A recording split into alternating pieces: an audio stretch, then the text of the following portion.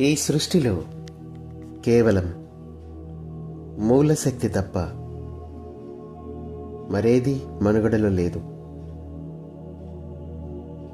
మనందరం కేవలం మనస్సు ద్వారా ఉద్భవించిన పాత్రలం. మనందరం నిజంగా ఒకటే. ఇదేమీ పెద్ద స్పిరిచువల్ ఫిలాసఫీ కాదు. అందరూ ఇక్కడ ఎవరికి వారు విడివిడిగా కనబడడం అనేది కేవలం భ్రమ మాత్రమే.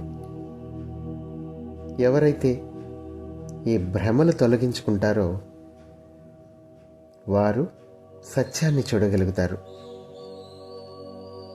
అయితే ఇలా జరగాలంటే మాత్రం ఉన్నతమైన ఎరుకను ప్రాప్తించుకోవాలి. అయితే ప్రస్తుతం ఈ భూమిపై ఎంతోమంది నక్షత్ర బీజకులు, కాంతి కార్యకర్తలు ఉన్నతమైన ఎరుకతోనే జన్మ తీసుకున్నారు. వీరు భూమిపై ఉన్న ఇతరుల కంటే చాలా బలంగా సృష్టి చేయగలుగుతారు. ఉదాహరణకు, ఒక్క కారణ జన్ముడు వేల మంది చేసే సృష్టిని ఒకడే చేయగలుగుతాడు. అంత కెపాసిటీ ఉంటుంది అతనికి. నిజానికి ప్రజలందరూ ఒక సామూహిక చైతన్యంలో భాగంగా ఉంటున్నారు. వీరందరూ విడివిడిగా ఉంటున్నా వారందరికీ పర్సెప్చువల్ అగ్రిమెంట్స్ ఉన్నాయి కనుక వారందరూ ఒకే వాస్తవాన్ని చూడగలుగుతున్నారు. కానీ వారందరూ ఈథర్ ద్వారా ప్రసారమవుతున్న పరిశుద్ధమైన శక్తిలో ఒక భాగంగా మాత్రమే ఉన్నారు. ఒక విధంగా ఆలోచిస్తే వీరందరూ విడివిడిగా ఉన్నట్లు కనిపించిన ఉన్నత దృష్టికోణం నుంచి చూస్తే మాత్రం అందరూ ఒకటే. ఈ భూమి మీద మాత్రం మనుషుల మధ్య సపరేషన్ అనేది కేవలం భ్రమ.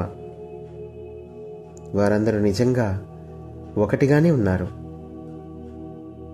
కనుకని ఇక్కడ అందరి మధ్య టెలిపతి అనేది సర్వసాధారణంగా ఉంది. దీని ద్వారా మీరు మీ చుట్టూ ఉన్న వారిని అర్థం చేసుకుంటారు.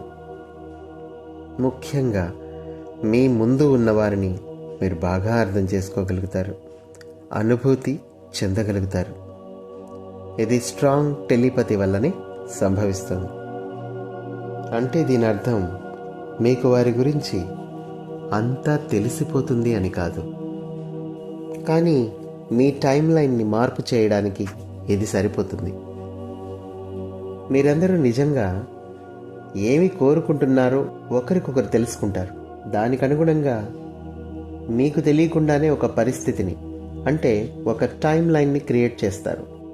ఇది మీ అందరి అభిరుచులకి అనుగుణంగా ఉంటుంది.